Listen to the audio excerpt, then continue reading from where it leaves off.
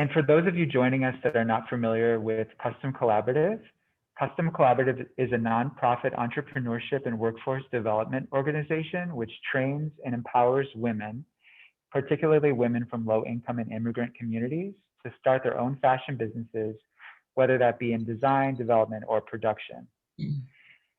And Custom Collaborative is partnered with Garment District Alliance to highlight, support, and revitalize this very important part and heart of NYC. The businesses here in the Garment District provide crucial resources to our fashion industry, and through these ongoing workshops, we'll take you behind the scenes and into Garment District's stores, studios, and factories, with our goal being to promote shared learning and collaboration among our industry. Today, we'll be speaking with Caroline Preibe, Director of Sustainability at the Center for the Advancement of Garment Making. And Caroline has been working in sustainability for many, many years. I consider her to be such an expert in the field, and I'm really excited that she's joining us today. And before we begin, if you have any questions at any point during the workshop, please feel free to send them in the chat, and we'll do a Q&A at the end of this workshop. So without further ado, I'd like to introduce Caroline Preibe. And Caroline, thank you so much for being here today. Well, thank you for having me. That was a lovely intro.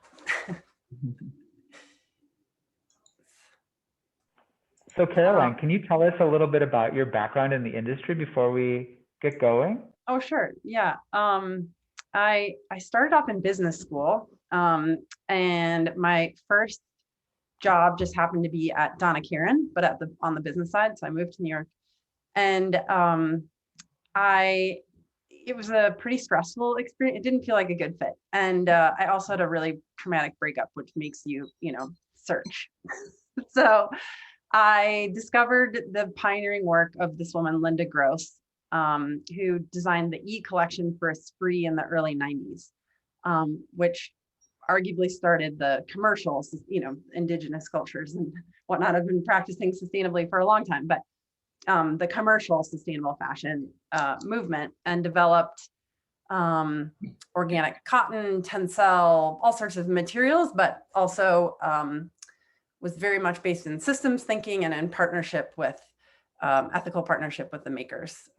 So I left New York to study in San Francisco with her. And that sort of, righted my career pursuit towards sustainability. And I came back and I worked for Maria Cornejo, who had an atelier in her studio, which was really amazing. Then I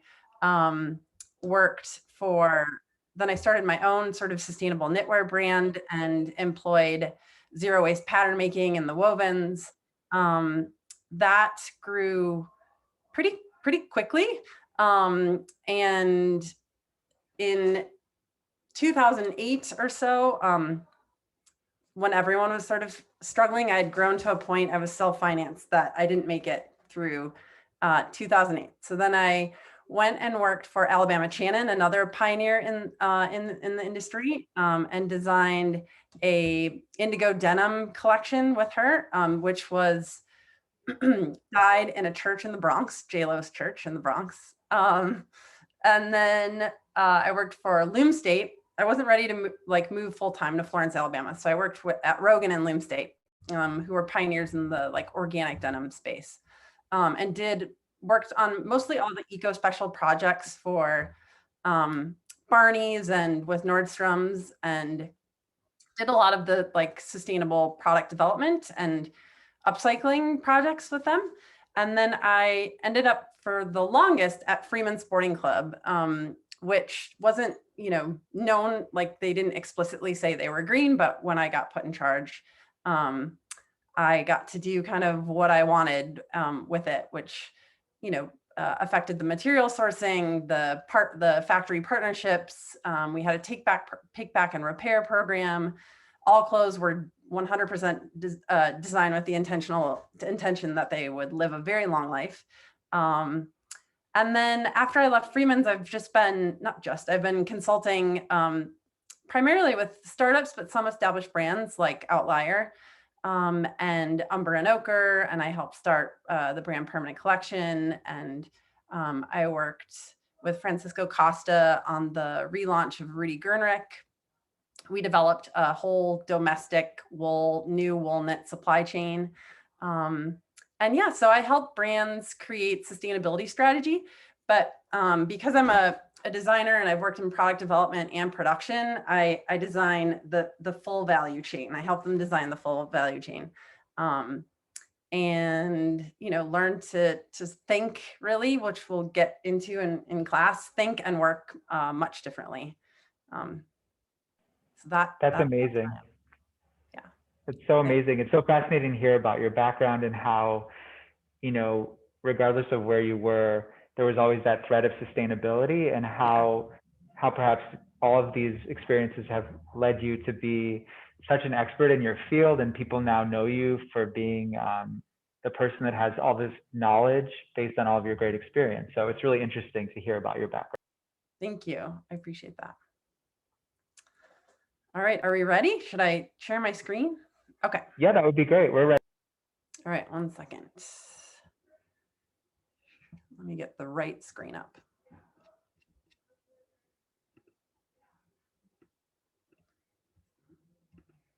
All right. Oopsie.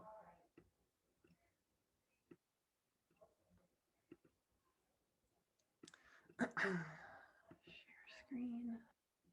This one. Okay.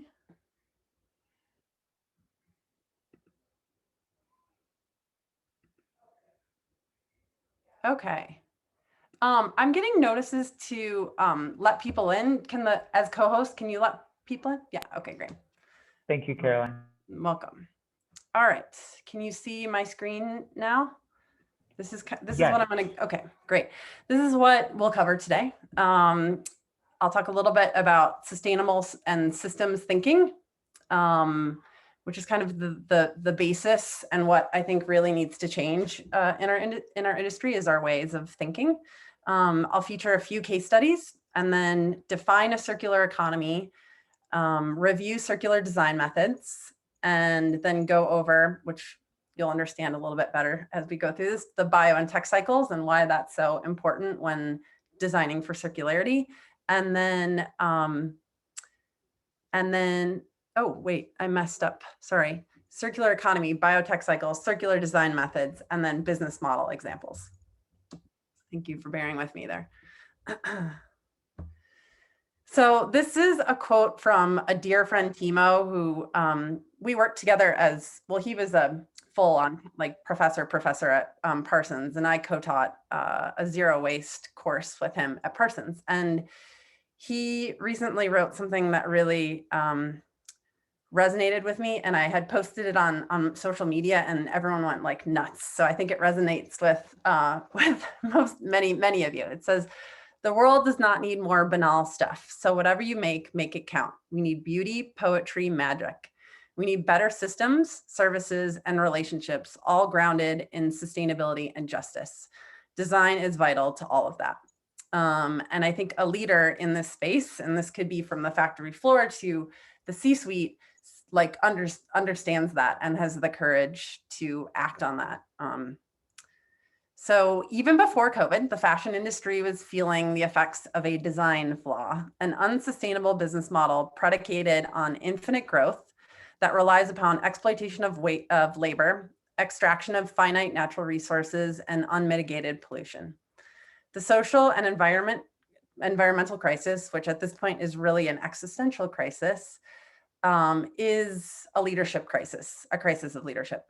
We have been led astray. So, which is why we need brave leaders from the C-suite to the factory floor to think differently and channel the same energy and creativity you may pour into the design of a garment, into designing business models characterized by their beauty, ethics, and ability to create net positive impact. So, practicing sustainability isn't just about material substitution, like using organic cotton instead of cotton. It's a way of thinking, and I describe it with these words. So it's thoughtful. Like Timo said, let's make it count.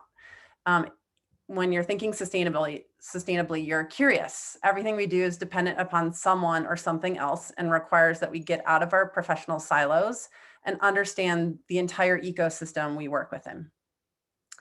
It's empathetic. We channel empathy when designing, negotiating, and interacting with supply chain partners. It's flexible and open to feedback from all stakeholders. It's holistic. Again, we get out of our professional silos and think about the entire value chain, use phase, and end of life. Excuse me. It is collaborative versus domineering and one-sided. It is hopeful. You have to have hope for something better to create solutions to environmental and social issues. Hope that we turn this ship around before it's too late. And I personally hope that what I create or design will be loved into heirloom status, that is perhaps given to a loved one. It is innovative. It is truly where all the innovation is happening. Turns out being challenged to solve problems that will make a difference in the world is really motivating, not pumping out goods no one needs for the sake of quarterly returns. It's less motivating. It is clever. Limitations provide breeding ground for some really clever solutions. If you've never seen a pattern, a zero waste, like if you've never seen a zero waste pattern making is incredibly clever.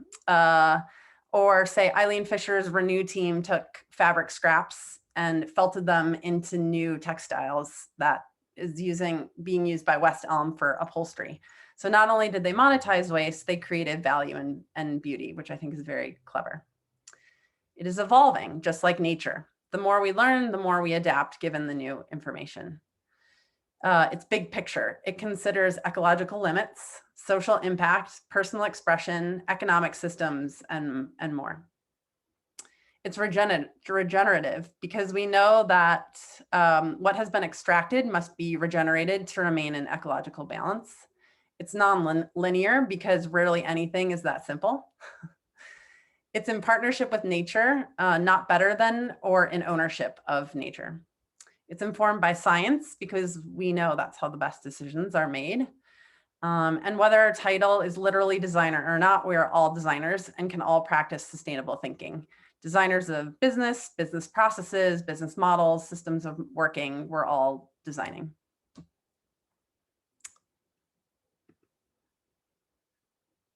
Okay, oops. There we go. Why are my slides not forwarding? Hold on. There we go. So sustainable thinking is systems thinking, basically, is what I'm leading you to. A lot of things happen between design and a garment being in someone's closet. And currently the industry utilizes a take, make, waste linear system based on linear thinking. And system thinking recognizes all the steps, parts, people, what ifs, opportunities for innovation, challenges, and more in the value chain of a fashion business. So system thinking is very interconnected and acknowledges that it's not this simple.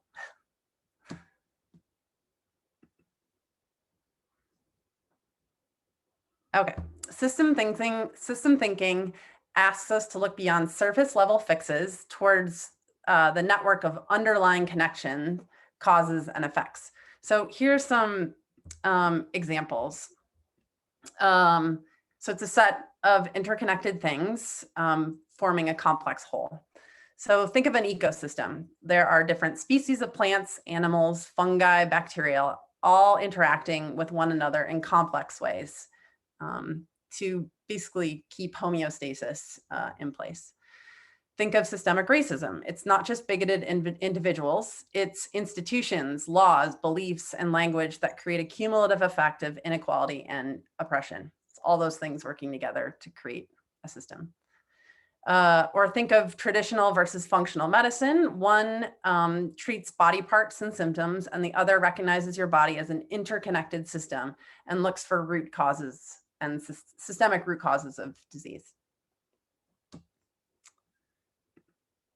Okay, so you're wondering why I brought up an ice cream image when we're talking about fashion.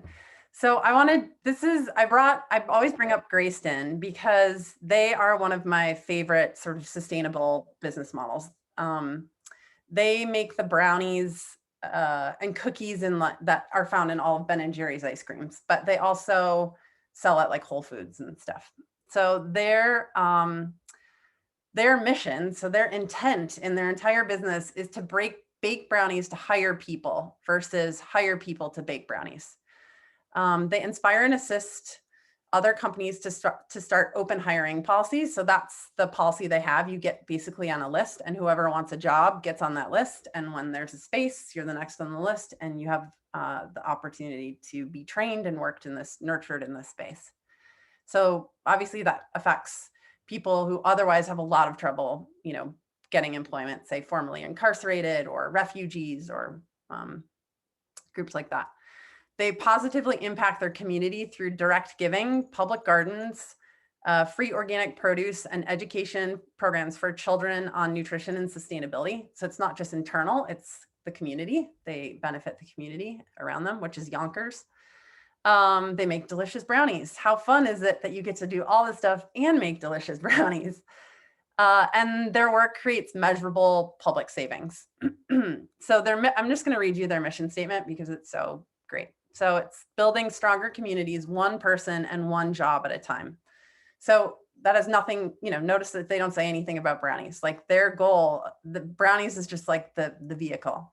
So for 38 years, Grayston has opened its doors to those who face rejection elsewhere. When people say they want to work, we give them a chance through open hiring.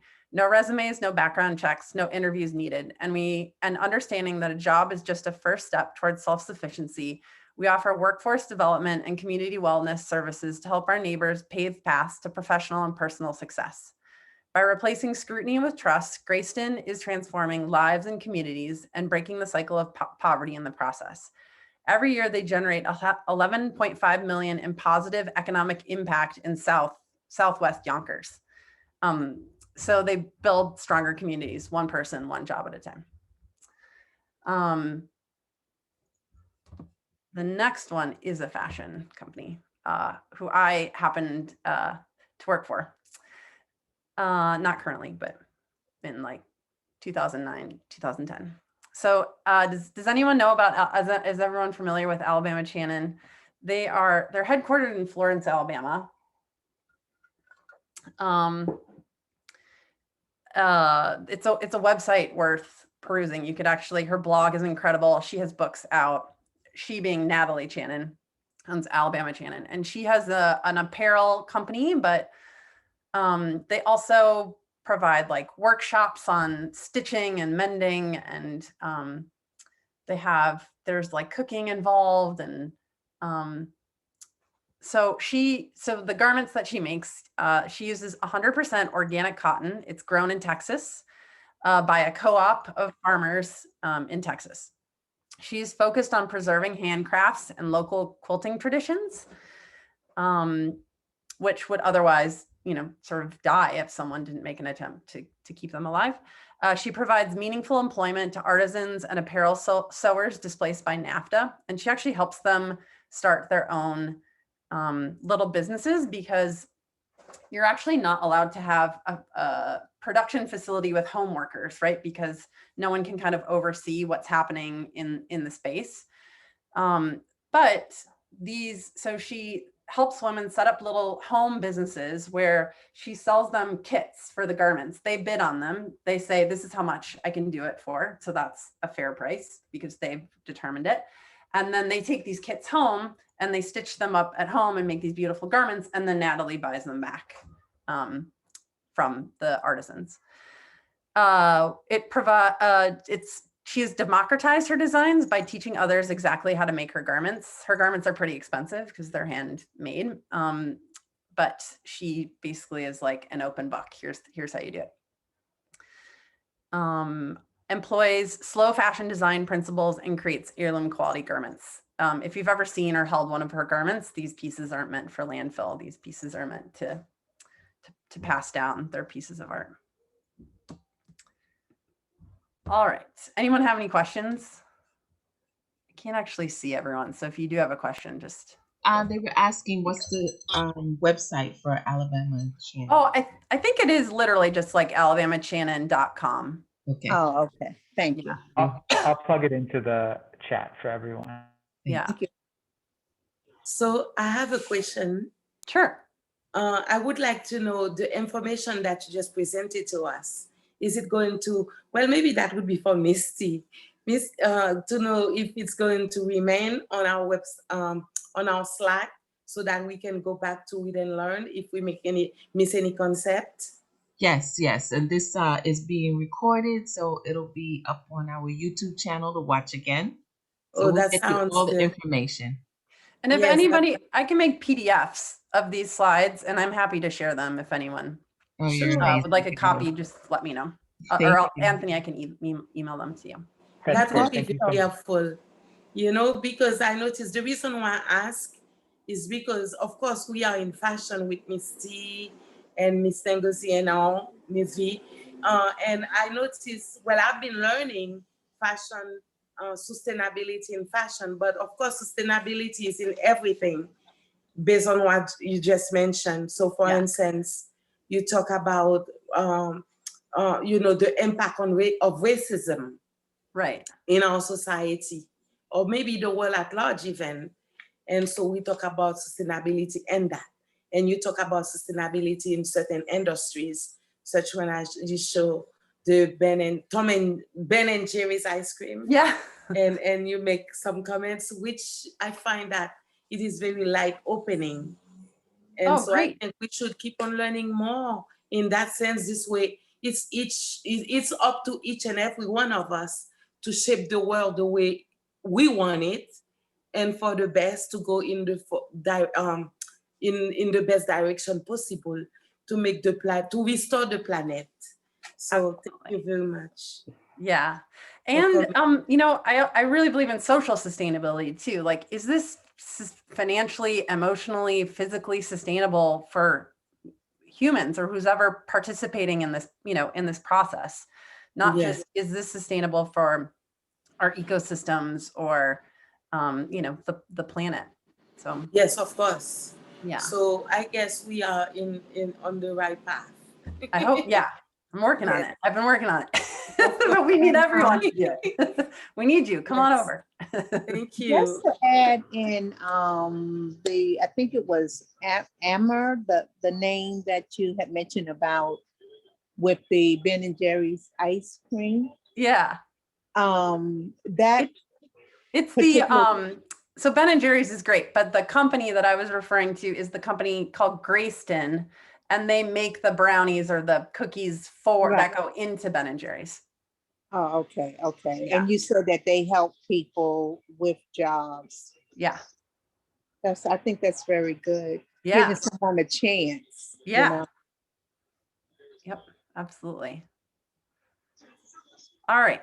Anyone else? I'm sorry, I can only see 4 people at a time when I'm in presenter mode. So if anyone else has a question, just go for it. Otherwise, Thank you, Caroline. I'll keep going. Okay. So, so within sustainable, I see the concept of circularity or circular economy as a part of sustainability, a tool to use, but is often referred to as a circular economy. So, excuse me, what is a circular economy? So it is an economic system that looks beyond the current take, make, waste, extractive model. A circular economy aims to redefine growth, focusing on positive society-wide benefits, instead of just like solely quarterly growth, annual compound growth of a public corporation. It's like, what benefits like Grayston can this business provide? So it entails gradually decoupling economic activity from the consumption of finite resources and designing out waste. It is underpinned by a transition to renewable energy sources. So we need renewable energy to be part of this. And circular models build economic, natural, and social capital. And it is based on 3 principles. 1, we design out waste and pollution. 2, we keep products and materials in use versus landfill or ocean or whatnot. And we regenerate natural systems where we can. And then when you are within a circular economy and when designing, it's important to realize that there are two cycles happening. One is called the biological cycle, and the other is called the technical cycle. And as of now, it's best or most effective to choose one cycle before you design something. So I'm going to walk you through it. So the technical cycle. So let's say apparel, footwear, accessories are made with synthetic materials like polyester, nylon, vegan leather, things like that, which are all originally derived from petroleum polymers, and they can be designed for disassembly and cyclability or to be recycled, and in theory could be disassembled and recycled. So printers, lighting, plants, mats used in commercial settings already use this model in some case. You don't buy corporations don't buy the products outright. They lease them as a service, and these products are then usually repairable, recyclable, and replaceable. So that could also happen potentially in fashion. The technical nutrients part of it is like, okay, what of this can be recycled and then used as feedstock for new items, new garments or new footwear or whatnot. The biological cycles is apparel, footwear, accessories made with raw materials from plant material like biomass. That after use, or hopefully lots of use, potentially by many users, returns to earth safely via compost and becomes nutrients in the soil, which then, if it's nutrients for the soil, then it could potentially grow more cotton or more linen. It's feeding, and that is closing the circle.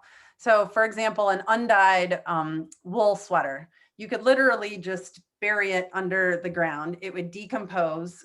Grass would grow, sheep would eat it, they'd grow wool, and then that's a really short cycle, but that's an example of a biological cycle. So there are a lot of like the last slide was like the most attractive and simplest illustration I could find of those two cycles, but I also kind of combined the two myself into this diagram here. It's better suited for the biocycle, but I'll walk you through it. So like I was describing, like a fiber is either grown or created or the various ways fibers are made. Then you have textile production, apparel manufacturing, distribution. Then the aim is that we reduce consumption by by mitigating overproduction by brands, but also changing consumer habits, and then through use, repair, reuse, and or upcycling, we extend the use of the single garment.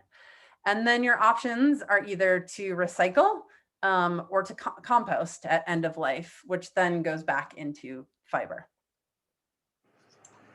Anyone have any questions about that? It's a really simplified version of a lot of things that could happen. I'm going to go into a bit more detail as to how. So, for example, there are, if you pick a cycle, then there are to design into. Then there are these design methods that you can use. So you can design for longevity. You can design for cyclability. That means designing something with the intention that it can be recycled. Or you can design for zero waste. So when you design to increase the longevity of a garment, you design for physical, emotional, and aesthetic durability. This is my favorite strategy. I personally really bond with pieces and inherited some really special pieces from my grandmother. So it's always my hope that my designs would become heirloom. This strategy asks you how you could design something with the intention that the wearer might bond with it. And can you design something aesthetically timeless versus trendy so that they are more likely to keep it? And if someone bonds with this garment, did you design it so that it is physically durable enough to last them for a lifetime? Those are some of the questions you ask. So repairability. How could you design a garment or service to make it more easy to repair? Like this is a really just simple, like how could you, like a dress shirt, right? Oftentimes custom dress shirts have removable like collars and cuffs, so that you can either repair or replace just parts of the garment versus the whole shirt. Adjustable sizing. Are there ways you could use, gussets, pleats, draw cords, or something in the fabrication that would allow for adjustable sizing? Because, bodies change. And especially children. There's this one brand, I always forget the name, but it kind of is like Issey Miyake's Pleats Please. And it expands, it's like this crinkly fabric, and it expands in this direction and this direction, and can, kind of see a 2-year-old or a 4-year-old through. Customization. What technology can we employ to create custom fits of garments so that people are more likely to bond with and keep the garment because it's theirs, it was made for them. And well, yeah, I think that like I spent a lot of time in like the tailored goods and creating custom and bespoke suits, and even off the rack suits for men and women. And it never ceased to amaze me to see in a fitting the look on some people's face, because I don't think they've ever worn something that fit them before, maybe ever. And it appeared to be almost an intoxicating experience. It really like having something customly made for you. Not everyone can, obviously afford that, but we can all probably tailor things to us. I think really increases longevity. So to create opportunity for material cyclability, we design for the bio or tech cycle. So why you need to choose is because if you mix up, say, polyester and cotton, organic cotton, into one thing, like a t-shirt, for example, it is then rendered neither biodegradable nor recyclable. And we don't have the technology, at least at scale, to separate those two, to recycle the polyester and or recycle the cotton, or allow the cotton to biodegrade. The polyester will never biodegrade. So you really need to have in mind which cycle you are designing within from the outset. And then as of now, or until chemical recycling, which breaks garments down to their molecular level, right now we do mostly mechanical recycling, which just like shreds things. So until it's widely available and safe, designing apparel made out of one material versus a blend allows the garment to potentially be recycled. We currently don't have the ability to separate blends. So then disassembly. If you want to use different materials in a garment, how could you design for disassembly so that one part could be replaced versus the whole garment? So like with jeans, for example, you have cotton, but then the rivets or the jean tacks are metal. Is there a way you could design so that it could screw off, or it could pop off, or, that sort of thinking?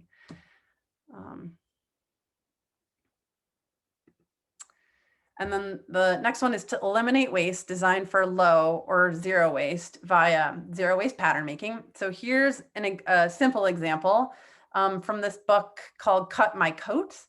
And it has all these like beautiful historical zero waste patterns that uses the entire like selvage to selvage. And this is just one example, and I would totally wear this shirt. You can use whole garment knitting, which is often also called like 3D knitting or seamless knitting.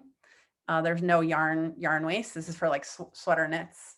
And then there's whole garment weaving, which is definitely not mainstream yet, but I have a friend, Holly McQuillan in Europe, who's been doing some like pioneering work in whole garment weaving that is really very high fashion. So who's employing some of these techniques? I'm going to give you a few examples of some companies. So one company is Thousandfell. They are a fully circular footwear brand. Like that was their intention at the outset. They didn't have to turn a ship around. They just started a circular company. They have a transparent supply chain. The sneaker is designed for longevity, aesthetically and physically, despite being recyclable. So, you know, they could have designed like cheap shoes that you have to rebuy because you can recycle them all the time. But no, they're like, no, we would like you to keep these for a long time. If and when you need a new pair, or there's, you know, end of life, you have options other than, you know, landfill. They invest in sustainable circular material solutions. So a lot of the materials they needed did not exist. And so they have invested in those solutions, and they prioritize local sourcing. So, but local to their manufacturing facility to cut back on carbon impact, and to also enhance this like a community. And it's in, I think it's in Brazil is where they're doing most of this. Anyone have any questions? 4 days is like, in the chat. Sorry, there was a question in the chat. What happens to the hybrid materials in the mixed fabrics? Currently, they end up in the global south or landfills. Okay, thank you. And the cotton will eventually biodegrade, and the polyester will not. And the polyester will off gas. And yeah, it's not good. Problem, yeah. And I'm guessing seeing imagery of the landfills would be a bit of a shocking image for those of us that haven't seen it, right, Caroline? Yeah. Yep.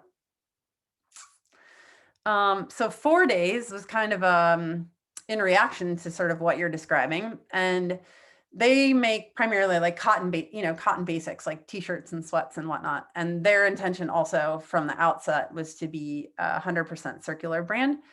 So their garments are 100% recyclable. They use organic and recycled cotton because they're trying to do like garment to garment recycling. They have a take back program for their garments, plus for other brands to divert clothing from landfill. Not all the garments are able to be recycled, like garment to garment recycled or garment to textile recycled. So some of them end up as like insulation or downcycled. They use GOTS certified organic cotton materials. GOTS is a reliable organic cotton certification. They use recycled materials that meet the global recycled standards. They use factories that are SMETA certified, and their dyes are cradle to cradle certified.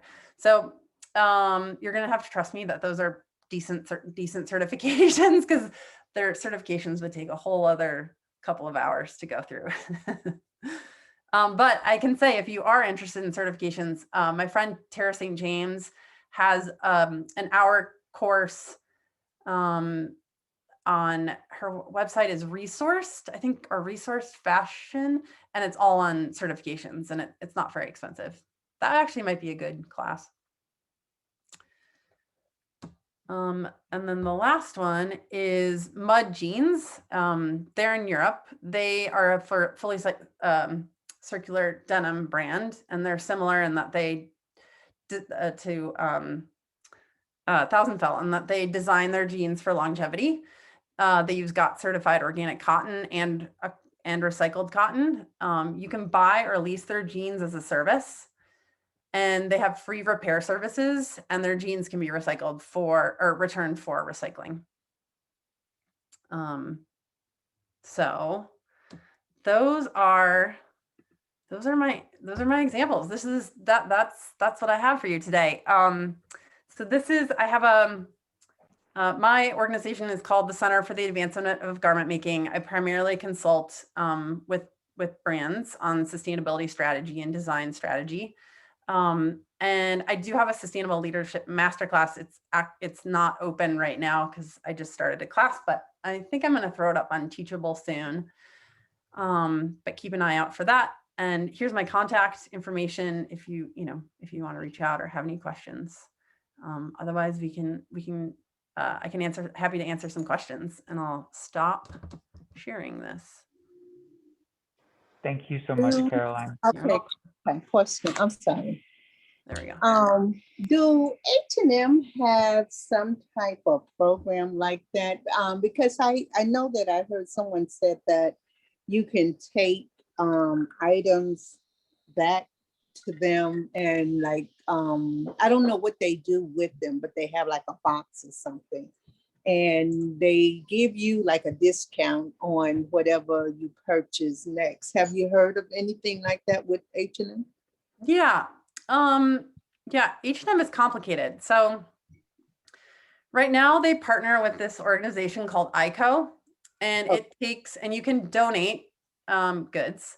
And then, but they're shredded or downcycled and sometimes donated. But they don't end up, they're often become landfill and in the global south.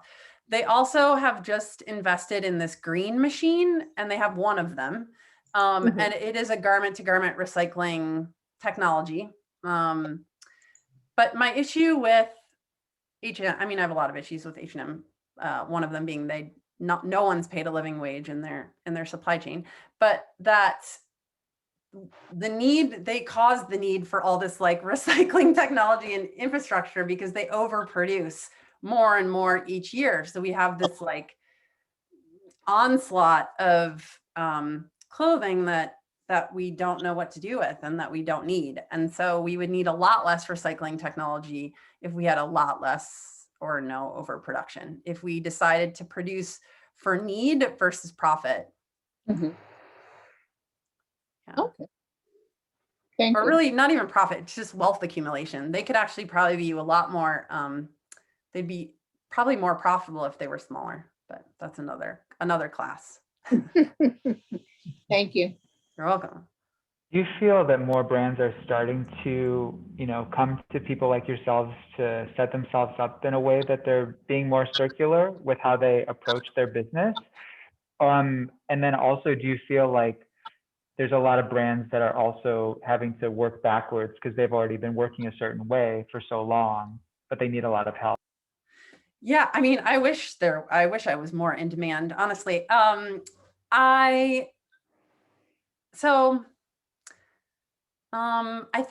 think what's happening is, sustainability and circularity are gaining traction. Sustainability first, circularity, I think, is still kind of a little bit of a rarefied concept still, even though in our circle, we might hear about it a lot. And, everyone wants this, like, if you're an existing company who has to turn around the ship, everyone is looking for this like one technology that is going to like solve all our recycling problems. And really it's, sort of as I described, it's a more systemic issue, and it has to be embedded into your business model. It can't just run parallel, because then you are profiting off the problem versus creating a solution. It's just like running in parallel.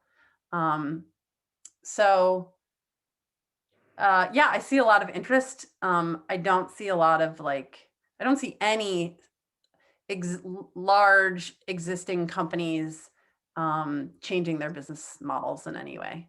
But I see a lot of really amazing startups working in this way. So I want to ask a question. Is it almost where a company would have to like close down and restart up to change their business model? Is that easier than trying to turn around an existing one? I don't think you would have, I think it could be phased in.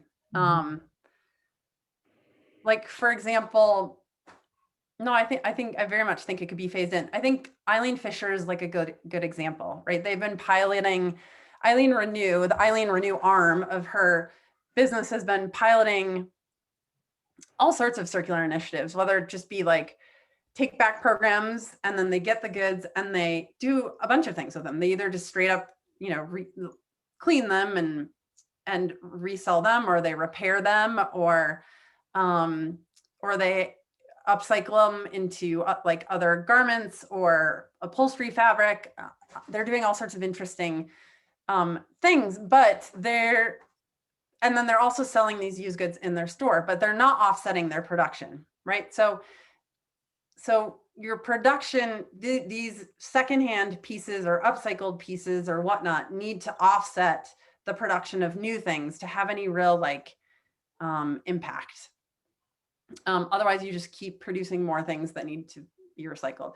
And that's what needs to change. And to make up for some of the lost income of new pieces, you have to offer, like repair services or leasing services, or get really creative about your business model and look at some of the people like Mud Jeans who are a successful company using these service models. I think that's harder it is much harder for larger public corporations, because they work under different rules, in that they have to show compound annual growth every year to their shareholders.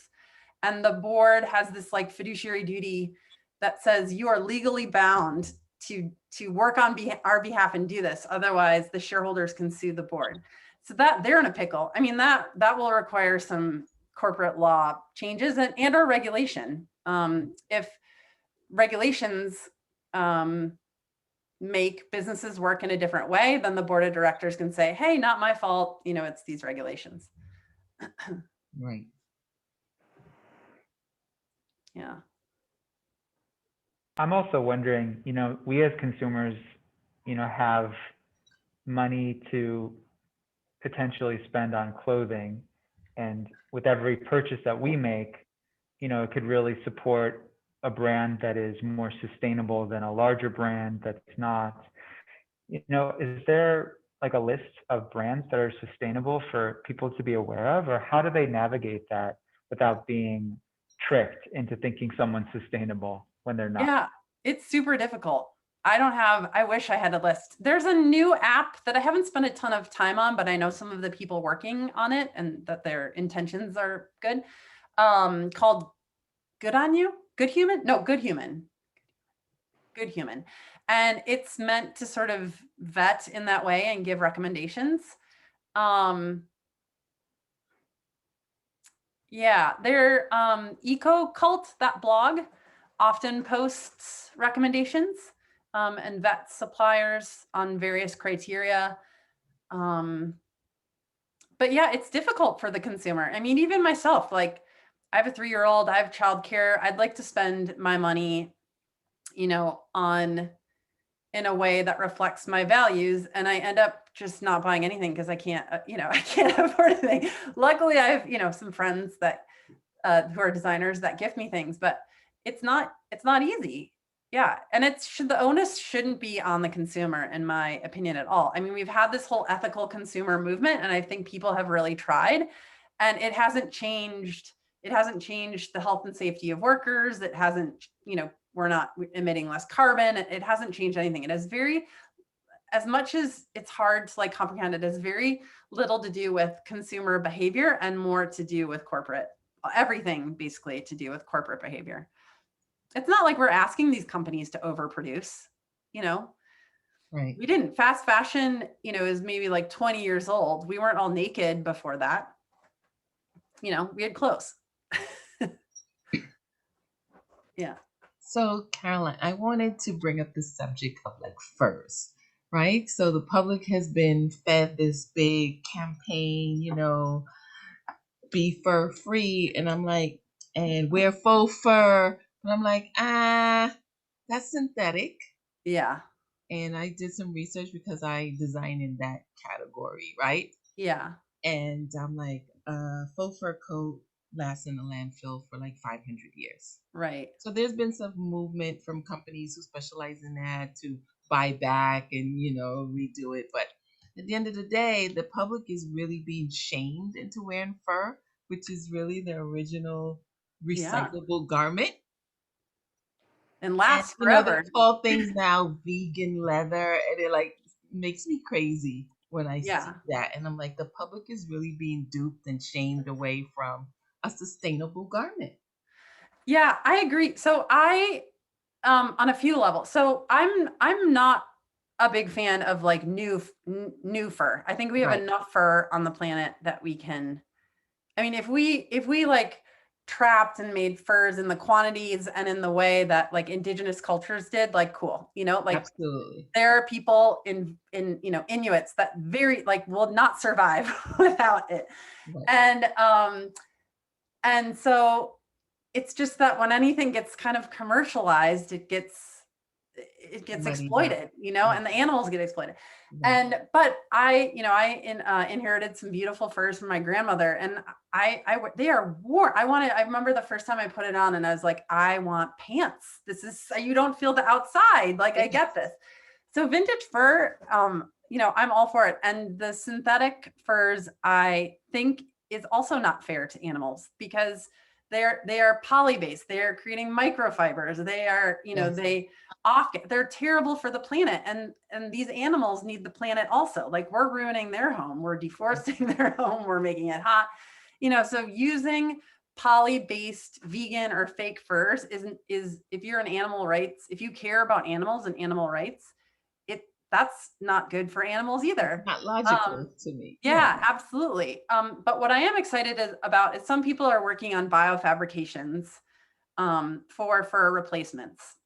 Yes. And those, I think, have some potential. I can't imagine any fake fur would have the same functionality of a fur. I think that would be incredibly hard to replicate. But aesthetically, I would hope for biofabrications that are biodegradable and not made of petroleum polymers. They're either made of like mushrooms or some sort of natural biomass. Right. Okay, thank you. Yeah, welcome. I'm just wondering, because we have some people on the call that are maybe starting their own businesses or already have started their own fashion brands and might want to be thinking about, all the lessons that you've been teaching and have taught us today. Is there like a really good way to kind of just get your foot into the door without feeling so overwhelmed? Because I know there's so many things to learn. For me, it can feel a little bit like, oh, wow, I have so much, I'm like so behind. I need to learn a lot. Yeah. Like, is there a good starting point? It's a hard question, right? Yeah. I mean, this has just been a 20-year pursuit. I feel like once you have an interest in it, then you figure out the journalistry. So like Rachel Cernansky, Jasmine Malik Chua, you can curate your LinkedIn feed, I think, is a great way to start getting the right information. I think there are a ton of like free webinars. It's why I created my masterclass. And then I think it's not 100%, but I'm going to try to put it up on Teachable and have a, people can, not a live version, so people can do it on their own time and then price it a little bit lower. And what else? I wish I had more resources. I mean, the Slow Factory is great for educating yourself about like the issues around sustainability, but it's not as helpful, I would say, when you're like, it's not as practical. It doesn't have the practical advice you need for sort of actually starting a brand. It doesn't teach you about like design methods or things like that.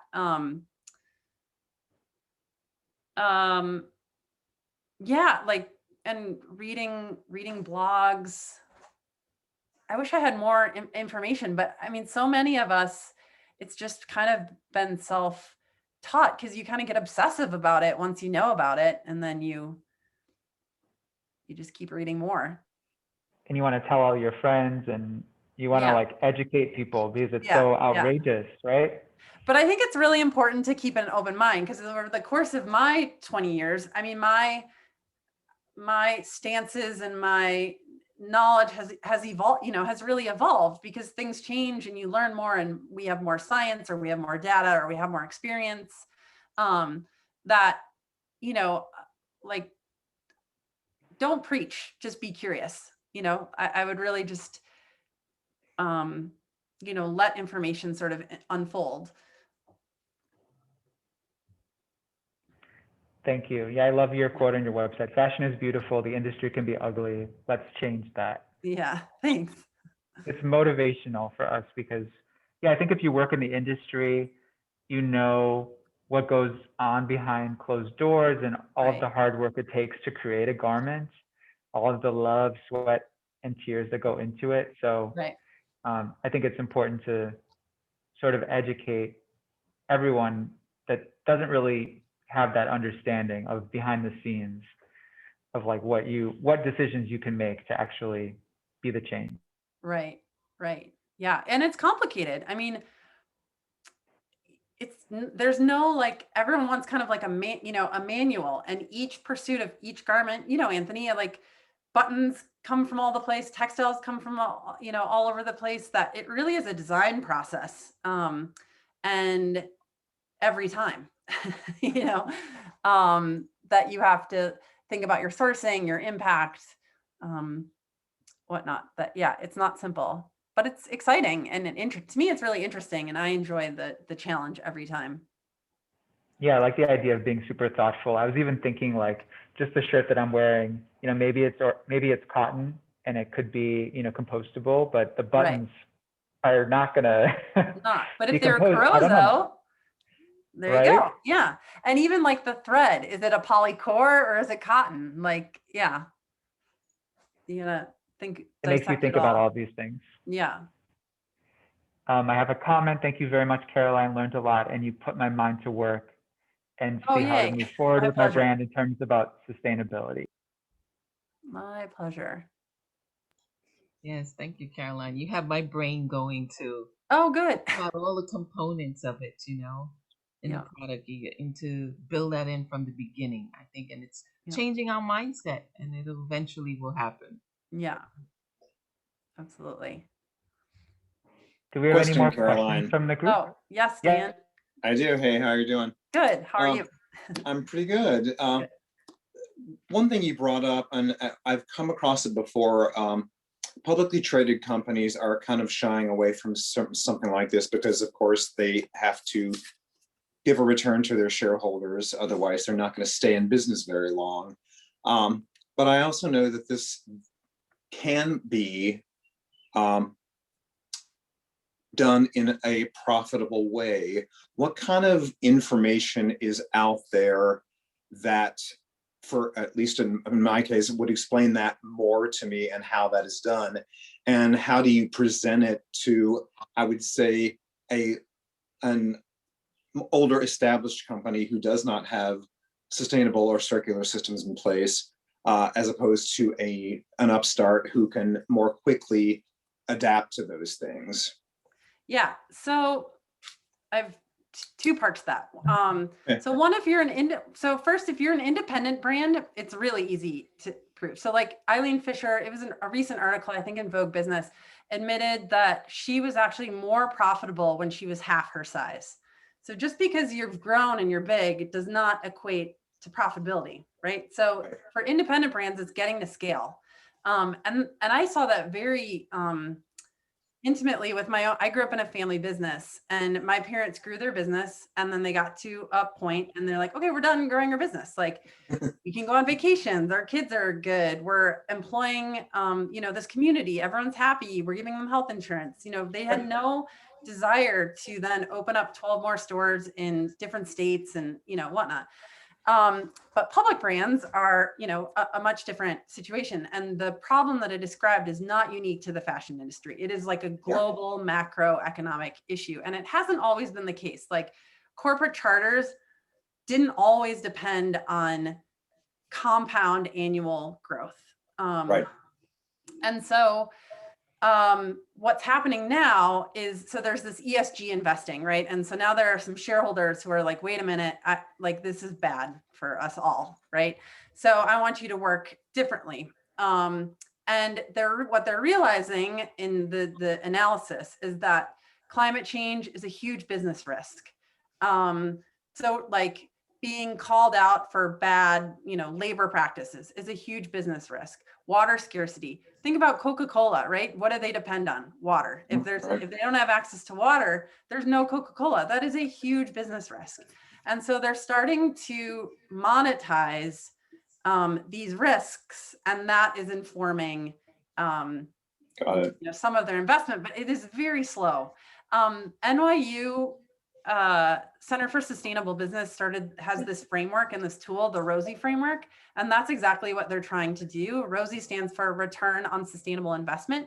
So it speaks the language, monetizes these risks and or opportunities actually, and cost savings. It says here you can save this much, here you can not lose as much. So it speaks the language of the people who have the levers, you know, and that, yeah. But it's, I don't know if it's going to happen fast enough, honestly. Okay, thanks. Yeah. Well, it's definitely not going to happen. I mean, the only reason why I say about that is because I know there's 40% of the Earth's population lives around the equator. And in, you know, we keep talking about this like 9 years now. It used to be 10, now it's 9 years we have to like prevent surpassing 1.5 degree increase in average global temperature. But that doesn't account for the 40% who live around the equator, who in the next 4 to 5 years, the Earth will be that area will be uninhabitable. Yep. Uninhabitable. Yeah. Yeah, and that's, you know, very soon. Yeah, too soon. Yeah. So we have some work to do. Yeah, and that is actually, to me, that's also a climate justice issue. Like, I don't want my business to displace, like, it's not fair that there's this private profit and all this social risk that upends primarily people of color around the equator. Like, it literally ruins their life, if not kills them within 4 to 5 years. Yeah. Clothes, fashion, it's not worth it, in my opinion. Yeah, I have plenty of clothes. I'm fine. We're good. Yeah, exactly. What would you buy? Yeah. Yeah. So, anyone else? Questions? Yes, This is any amazing more questions? conversation. It's so important.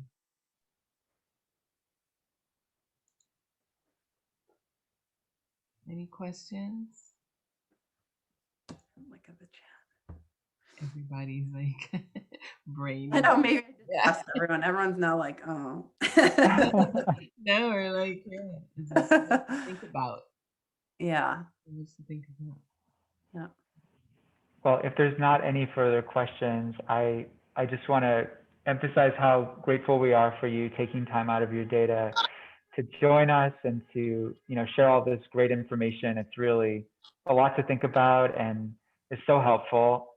And Welcome. I would love to be able to share this with the group via PDF. And I know that they can find you on your website, which is the Center for the Advancement of Garment Making.com. Or for short, it also, if you just put in the CAGM, CAGM, it also goes to my website. Perfect. Yeah. Oh, actually, we do have one other question. What do you think about social media influencers promoting fast fashion? That must be. I mean, I struggle with social media in general. I'm not a fan. We just don't need more overproduction and consumption. So I think there's a lot of really great ways you could use your platform and influence. And that is not one of them. Yeah.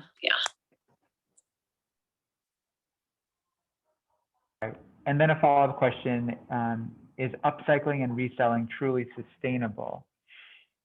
It depends on how. So, you know, because if you're upcycling something, it takes more time and energy. So like, let's say I own a pair of shoes, or upcycling. Let's say it depends on how far it has to travel. It depends on how much energy or water is needed in the process. It depends on where it ends up. Yeah, it just really, if you're just like upcycling in your home, like, yeah, that's great. That has very low, you know, like low impact. And then resale, same thing. Like, I think local resale and our regional resale is great. I think when you end up like shipping goods all over the world to resell, like to distribution centers, and then I think, you know, that's a bummer. Then you're just adding sort of additional impact. Where if that garment was designed for the biocycle, you could just bury it in your backyard and it would become nutrients for something else. Right. So we're like taking an old pair of shoes and resoling it, you know, locally. That's great. On it. Yeah, you know. Yeah. That's great. Yeah. And passing it down or whatever. Yeah, I really hope and am working towards a fashion future that is much more regional. it's better for communities, it's better for all impacts and relationships. And yeah, that's what, I mean, and that's why I loved working in New York so much, is because I did have these like, this very regional supply chain. I mean, textiles, unfortunately, were harder, but all my manufacturing relationships were, you know, in the garment district primarily. Maybe New Jersey, maybe Brooklyn. You made me think about something too, like how cool would that be when we go back to when you travel to a certain region, you have the opportunity to shop and get unique things that you don't get everywhere. Yeah, It's so disappointing now when you go to any city, same. it's the same Yeah, exact thing. And it's like, yeah. okay, there's And nothing to stop and here while we on used to vacation. have, yeah, and the United States used to have regional like garment manufacturing and brands. Like even I grew up in Milwaukee. Milwaukee had a garment district. It had a bunch of brands. It had Land's End, it had Junior House, it had Florence Eisman, and they were made here. And same thing in Minneapolis and in Nashville and whatnot. And then you also are better able to serve the needs of the region. You know, like I don't need, you know, if I live in Minnesota, I don't necessarily need to be making for clothing for people in Southern Florida, because I don't know what they need. I'm not like living it. Yeah. Yeah. Absolutely, absolutely. And what I've seen also is when these mega malls or the super Walmart goes into a community, it destroys all the local businesses around it. Yeah. Yeah. And I think destroys culture, you know, like you were just describing, then every, you know, suburb or, you know, town in the United States is the same, and it lacks culture. So then people are bored and they soothe themselves with a trip to Walmart or, you know, with consumption when, yeah, and it's hard to get that sort of culture back, honestly, which is part of why I love Alabama Shannon. She's very much into like restoring and or maintaining local traditions and culture. Right. Yeah. Because that is no longer the need, and the desire to pass that down is disappearing. Right. Right. Yeah. Like, who learns home economics and sewing and cooking in school anymore? Right. Right. We can't even get them to have gym Yeah. in a lot of cases, I'm sure. Yeah. Exactly. Yeah. Well, we can't thank you enough. And it's been such a treat for all of us. My pleasure. And we hope we can keep in touch and find other ways to collaborate. And we look forward to following all of your great work. Thanks. And Thank you. I appreciate that. we Yeah. thank you for joining us. All right. Be in touch. Thank you. Bye, guys. Thanks for joining. Thank you. This was great. Thank you so much. Thank you. Mhm. Thank you.